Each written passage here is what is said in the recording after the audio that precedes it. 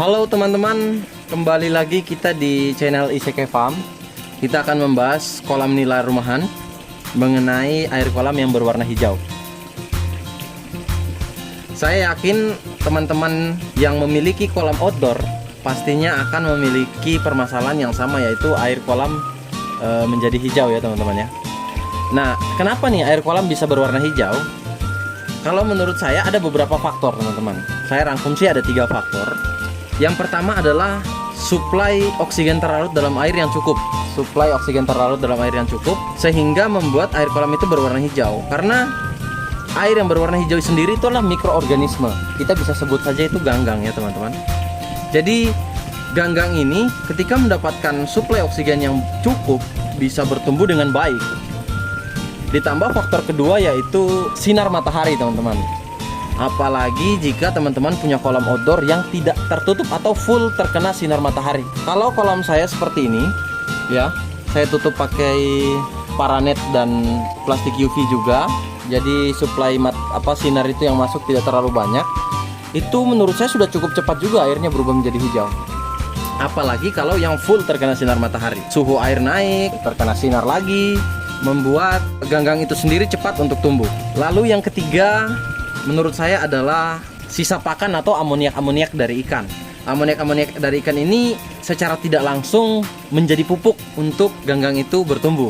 Secara tidak langsung menjadi pupuk untuk ganggang itu bertumbuh, membuat mereka cepat berkembang biak ya teman-teman. Sudah kadar oksigennya sudah terpenuhi, lalu terkena sinar matahari, ditambah ada pupuk. Wow, jelas menjadi tempat yang sangat bagus untuk ganggang itu tumbuh. Seperti itu kalau menurut saya penjelasan mengenai air kolam yang berubah menjadi warna hijau. Untuk air kolam yang berwarna hijau itu baik atau tidak kondisi kolam, terutama untuk ikan-ikan. Menurut saya teman-teman ada dua sisi, sisi positif dan sisi negatifnya.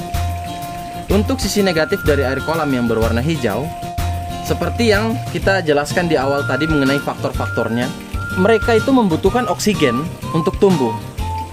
Ketika kolam ini sudah penuh, sudah full berwarna hijau, apalagi ketika hijau pekat atau bisa mendekati kata hitam ya teman-teman. Hijau pekat mendekati kata hitam, itu kan berarti full ya, penuh dengan ganggang dalam kolam teman-teman. Jelas mereka akan saling berebutan oksigen. Mereka akan mengambil suplai oksigen dalam air sehingga terjadi perebutan dengan ikan-ikan teman-teman yang ada di kolam. Ketika memang sudah terlalu pekat hijaunya, itu menjadi kurang bagus untuk kolam. Itu dari sisi negatifnya. Tetapi sisi positifnya apa? Kalau menurut saya teman-teman, karena mereka menjadikan amoniak itu sebagai pupuk, sisa pakan itu sebagai pupuk, jadi bisa membantu mengurangi kadar amoniak dalam air. Nah, bisa membantu mengurangi kadar amoniak dalam air.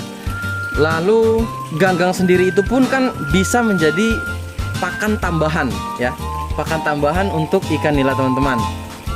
Jadi ketika teman-teman mungkin terlambat atau ada halangan dalam memberi pakan, saya rasa tidak perlu terlalu khawatir juga, karena mereka sendiri mempunyai pakan tambahan dalam air dari ganggang itu. Tapi bukan berarti teman-teman menjadikan ini sebagai bahan pokok utama ya. Jangan sampai ada yang berkomentar bilang kalau begitu kita tidak perlu memberikan pakan karena sudah ada ini. Ini hanya sekedar pakan alami tambahan seperti itu, bukan sebagai pakan utama. Kalau para suhu-suhu itu mereka katakan matur ya, airnya sudah matur. Nah seperti itu. Tetapi menurut saya teman-teman tetap butuh pengontrolan. Jadi air kita harus perhatikan ketika airnya itu sudah terlalu pekat, tetap kita perlu kontrol air dalam kolam agar dia tidak menjadi pekat sekali sehingga terjadi perebutan oksigen dalam air. Caranya bagaimana? Caranya kita bisa membuang sedikit air dari kolam, lalu menggantinya kembali ke ukuran semula yang teman-teman sudah tentukan. Kalau dari saya punya kolam seperti ini mungkin dari kamera Dari video terlihatnya warna hitam ya teman-teman, tapi sebenarnya ini warna hijau ya. Warna hijau ya teman-teman ya. Tuh, bisa dilihat.